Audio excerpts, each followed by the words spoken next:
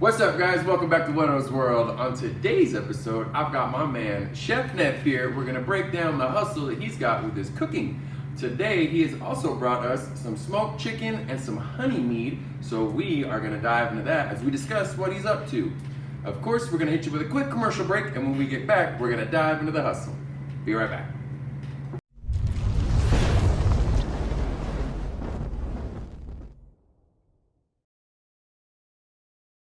What's up, guys? Welcome back. It's your guy, Whetto. I'm here with my man, Chef Neff. Let's figure this thing out. All right, brother man. Check you out, Mr. Chef Neff. All right, so we've got smoked chicken here. Now, before we dive into this, where you from, man? What's up?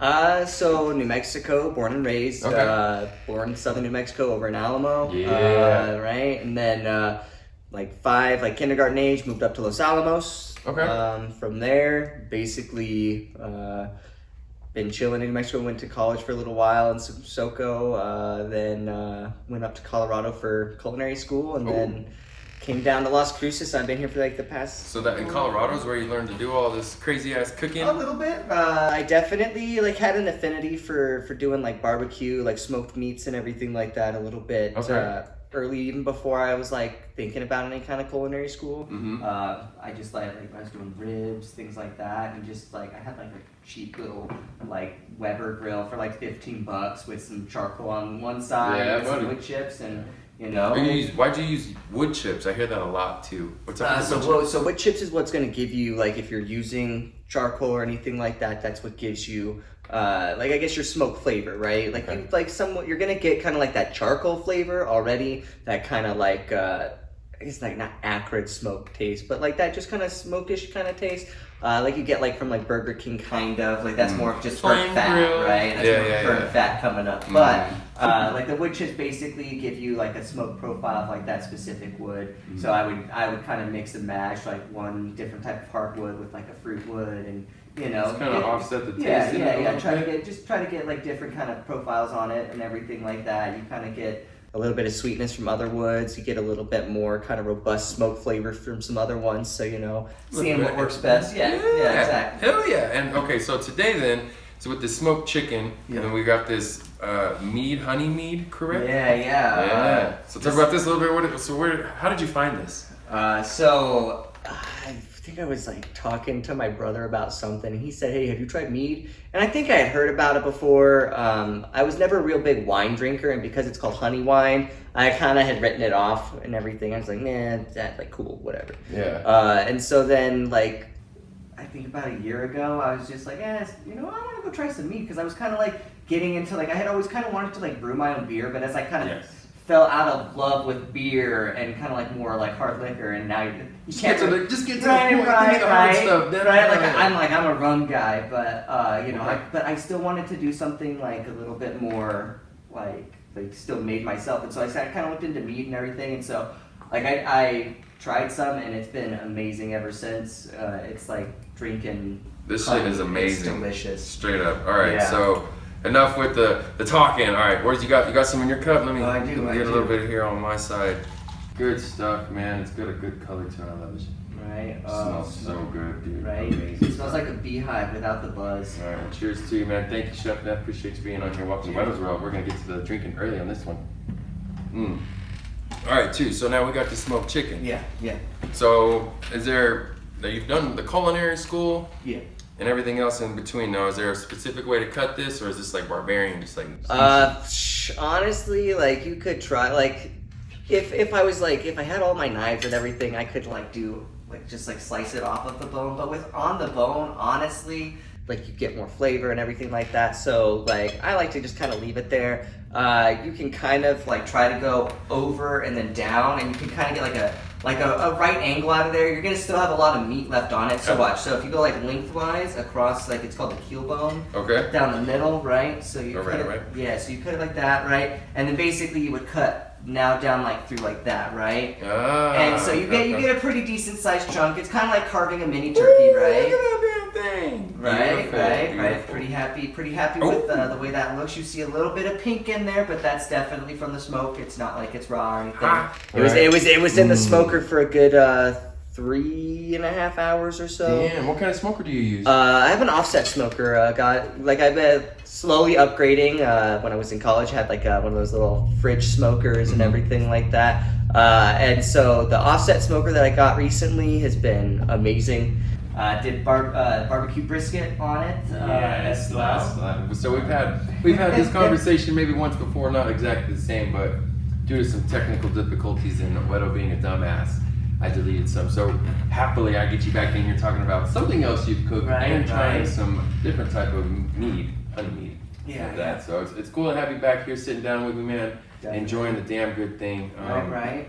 So go ahead, cut into yours too. Let's get this damn party started. Want to say thank you, man. Appreciate it. Yeah, most definitely. Anytime you want to cook something, I'm always happy to help you eat it. Oh, that is a bone that I just sliced through because my knife is sharp. Oh, don't want to eat that. Let's not do that. Yeah, right. All right, brother. Cheers to you. Thank you, man. Always happy. Oh yeah. A1 right there, man. Tell you what. Cheers to that. So what originally got you to get into the culinary stuff, man? Like, how did all this start? So, I feel like it really kind of started around my sophomore year of high school. But I've always kind of been like, oh yeah, I can do that. Cooking is something that I like watching Cooking Channel and all that kind of stuff, Food Network, everything, right? And so more or less, I kind of just as a little kid, I could do box brownies, but then I was like, hey, what if I added marshmallow fluff to this or some chocolate chips, right? And so it kind of evolved into me just kind of trying things with a known constant. So box brownies, it's always going to be the same. If you put the same stuff in, comes out the same every time if you follow the instructions, right? Pretty easy, and so it was kind of all right, now I add one variable, and it's just kind of more sciencey, kind of science town, and I was always around it, so it kind of equated where I was at with kind of food almost, what you got right? on the chemistry and everything. And so did that, and then my sophomore year is really when I started doing things from scratch almost, right? And so I cooked my family's turkey for Thanksgiving that year. I brined it, whole everything. Brined it? Yeah, brined it. What does that mean? So you put it into you can do a dry or a wet brine. Basically, it's where you're putting salt around the meat. Brine is going to be a liquid with salt in it, right? Dry it out. So it actually through science, osmosis, things like that, things, and it's not. I don't think technically osmosis because you get it is osmosis, but it's science, right? Because you're getting salt, so you're basically seasoning it. It's absorbing some of the salt, and with the salt levels being different from one side, you're gonna have a higher salinity on one. It's gonna force the water to go into that, and it'll carry this. I would have been right, throw it in but the oven. The whole point is that it does add a lot of salt to it, and so the thing is with that, sometimes the skin can be a little bit rubbery and everything like that. And I learned everything over time, but I just kind of that was my first foray into really making something 100% that was mine. Right? This is what I want to do. And so from there, that's when I started really liking to cook and everything like that. And from there, it kind of took off. I went to engineering school for a little while. Didn't so much like it. No, that side of the numbers? Yeah, it was fine, but I just kind of found myself avoiding the work, and at that point, why would I want to do that for the rest of my life, right?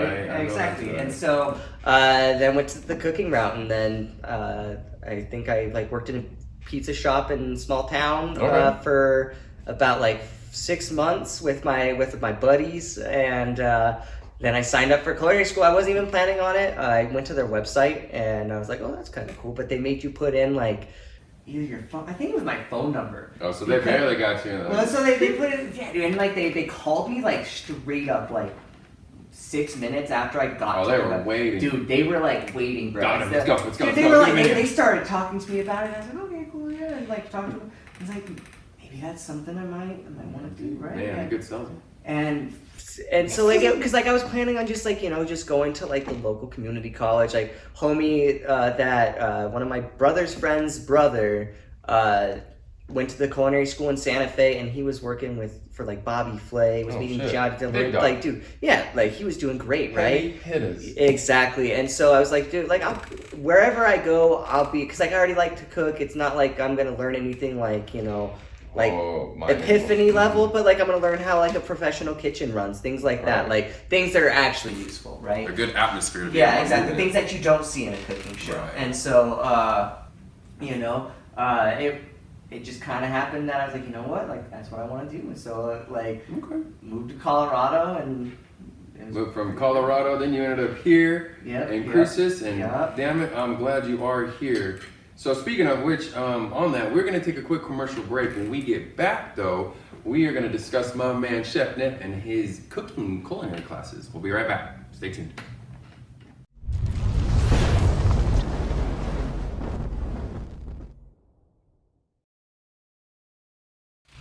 What's up, guys? Welcome back. It's your guy Whetto, my man Chef Neff. We have now told y'all where he's from, what he's doing, the background in the cooking.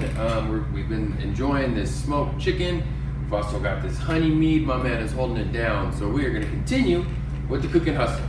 So speaking of which, now you're also, as well as you're doing this at home, you're also trying to help teach other people how to do this, right? Yeah, definitely. So pre-pandemic, I had just started actually teaching cooking classes. Okay. And basically what I was doing is I would go to people's houses. I would have them send me a picture of their kitchen first so that I could tell them like how many people and like what I could basically teach them within the confines of their actual kitchen. Yeah. And then I would basically design a cooking class for them of like whatever kind of like different proteins that they might want, things like that. This is like a cook-along class? Basically, it's kind of like, yeah, like it's almost like a guided cooking class like I would have taken in culinary school, kind of. Okay. I try to get them involved as much as I can. Right. Some things it's just one thing that we're doing at that point in time, and so I kind of do it so that they can kind of see exactly what they need to do and everything like that, right? But for the most part, I do like to try to get everybody involved as much as possible. Okay. You know, because I want them to actually learn, and I feel like having hands-on experience is how you learn. Mm-hmm. And you know, and if you don't really get to like experience it, you don't get to feel what you're doing. You know, it kind of I feel like lessens the experience that you're gonna get from it. Like if let's say that I was gonna teach people how to break down a chicken. Like if I just broke it down and showed you how to do it, what's different from like, you know, going through a YouTube video and just watching that happen, right?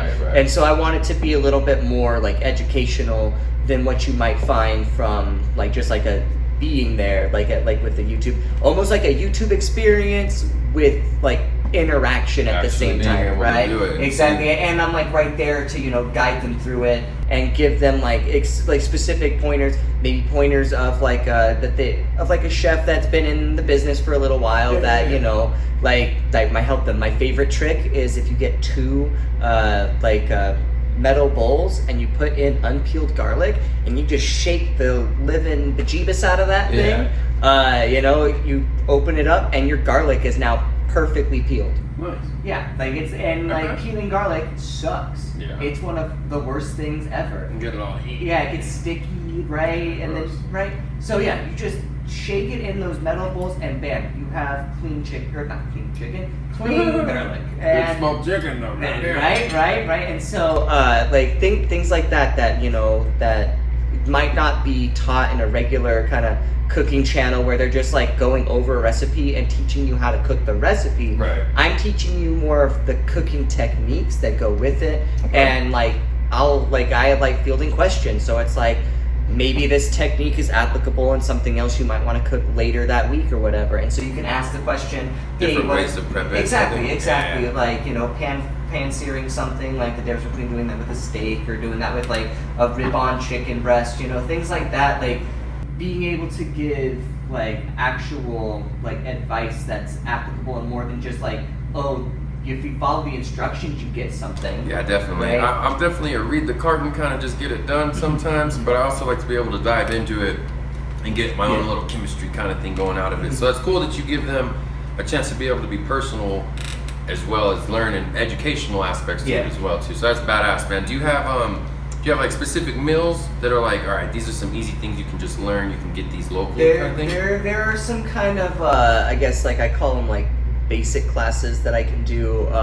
The only thing is that like, you know, we're making everything from scratch, and that takes a while, right? Okay. So it's basically like doing one of the classes that I would do in culinary school. I've tried to parse them down because like the first couple, like they ran like 3 to 4 hours, and that's a little bit trying, I feel like, for people to kind of trying to get like an hour and a half. Yeah, and so like I try to parse it down a little bit and everything, but like so certain things like a pasta class, when I do that, like that takes a little bit longer because I want everybody to make pasta and experience it. Right. And so we're gonna make a bunch of pasta, and so like we do lasagna, we do stuffed pasta, we like made raviolis, we do fettuccine. Like, well, we didn't do extruded pastas. I didn't have an extruder, but if I got an extruder and somebody wanted to, well, yeah, exactly. So you make a little bit of like a drier dough, and then you put it into an actual like a serpentine spiral gear, basically, that feeds it in and it pushes it through. Have you seen like how it's made,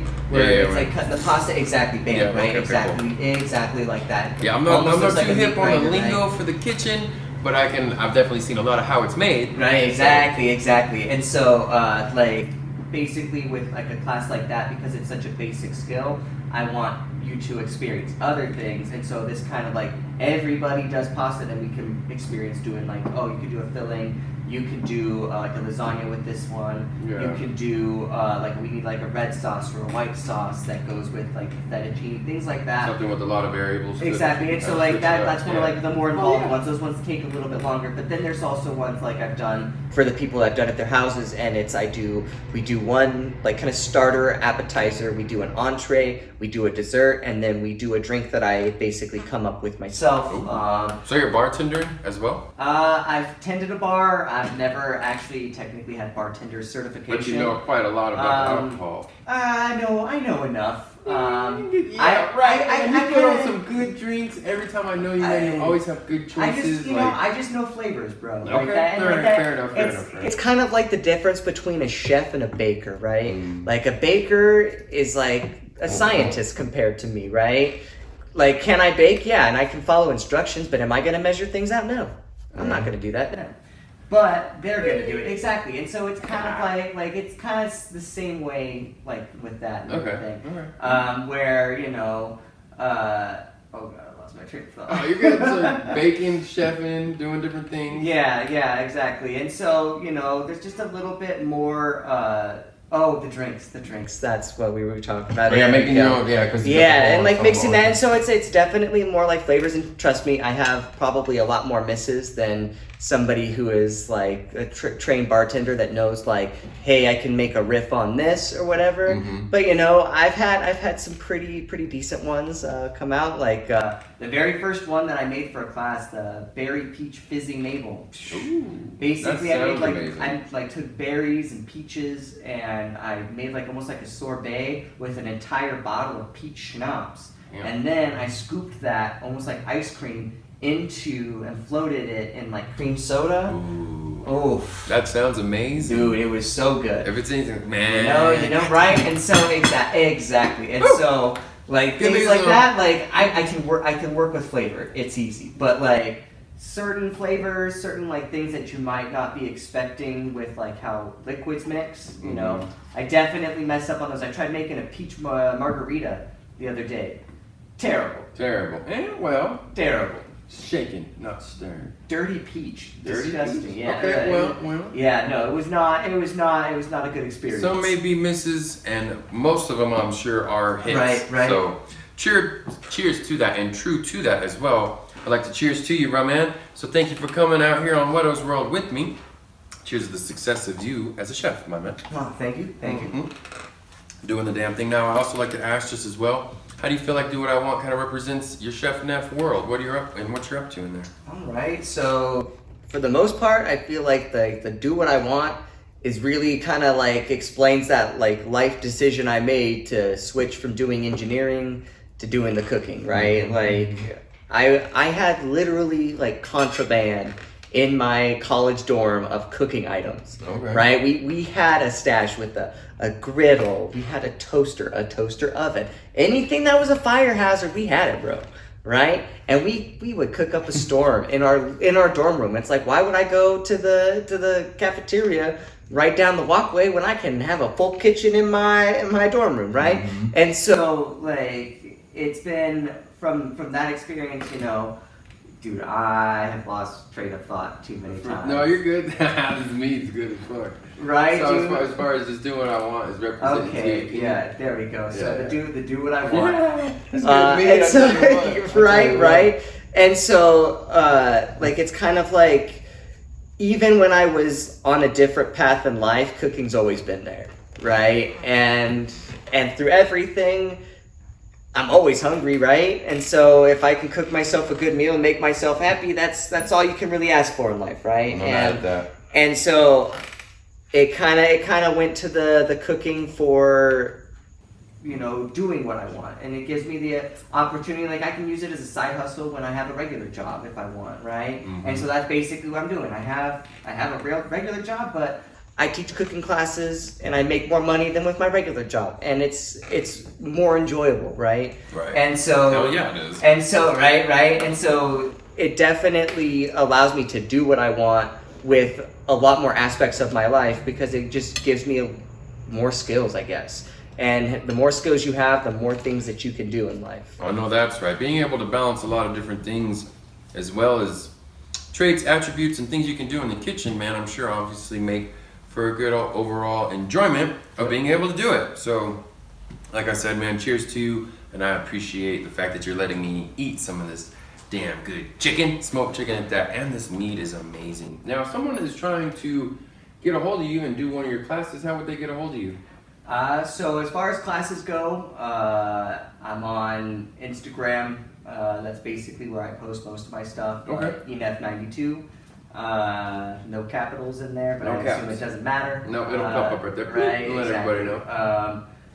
From there, just I guess message me. I plan classes through that. Basically, I can send you like a little like menu, a little spreadsheet of different costs, things like that. Yeah. But yeah, that's probably the best place to get a hold of me. And I'm gonna be trying to start doing like Zoom classes as well. Okay. So we'll be seeing about the potential of like hosting classes or like kind of Yes. streaming something. Yes, please So that do, I please can do. have like more people doing it, so it might be a little bit more cost effective. It's like everybody buys their own stuff, and it's Hell like yeah. $5 a ticket to Man. kind of come check out. You know. Be able to teach people. If I bet if you can get that under some college students, teach them how to cook on a budget. Right, cook on a budget, cook for a date night. You Ooh, know, I see YouTube all in your right, future, right. Like Yes. I feel like one of the most popular classes was probably going to be, you know, like a steak class. You know, That sounds amazing. cooking a steak dinner for a significant other. You know, Date night. that's really, I feel like, one of like the pinnacles when it comes to like people like genuinely wanting to cook. Like, you can kind of want to like, oh, I want to learn how to make pasta, but when you have like a reason Right, to right. cook for, like a date night Get a or little, somebody little else. extra, you know what I'm saying? You You know what I'm saying? put a little love in there, right? Yeah, And man. so, you know, you put a little bit more effort, and I think that those are the things that, like, because I don't want to teach, like, half-assed cooking stuff, Nobody right? does. Like, if I'm going to teach you something, I'm going to teach you to the best of my ability, because I Damn want you right. to know exactly what I know. And so that's the main thing. Get in contact with me. It might be something that I'm not super familiar with, but I can, you know, check it Figure out, it out. and I can run through it and get anything done for anybody. Hell yeah, man. Well, cheers to you one more time, my man. Thank you, Chef Neff, for coming by and dropping down some smoked good chicken. God damn it. For me here at Whetto's World, my man Chef Neff, that is a wrap. If you guys are trying to get you some gear, come by the Industry, 1770 South Telshore.